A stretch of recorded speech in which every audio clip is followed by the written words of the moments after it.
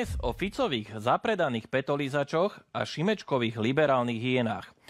Politici sa čoraz viac odkláňajú od serióznej a poctivej diskusie a my ako spoločnosť sme prijali hru na vytváranie kultov nenávisti. K Ficovi, k Šimečkovi, Pellegrinimu, Korčokovi, Zelenskému až po našich hráčov v KHL. Uveriť, že všetci sú rovnakí? Nuž ak moderátor politickej relácie tvrdí, že všetci politici sú rovnakí, klame.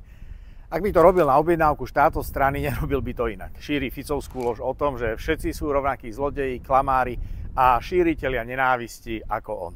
Zvlášť tí, ktorým závidí fungujúce rodiny, pod svoju prácu sa podpisujú vlastným menom, majú vzťahy s ľuďmi, za ktorých sa nemusia hanbiť a mohli by ho ako slušní a odborne zdatní ľudia v budúcich voľbách pripraviť o moc. Komu takéto splnené zadanie prináša najviac?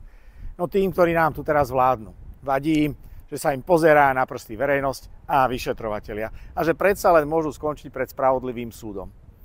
Ak to, že všetci sú rovnakí, nešíri na objednávku, ale si to úprimne myslí, stále to je omyl a lož.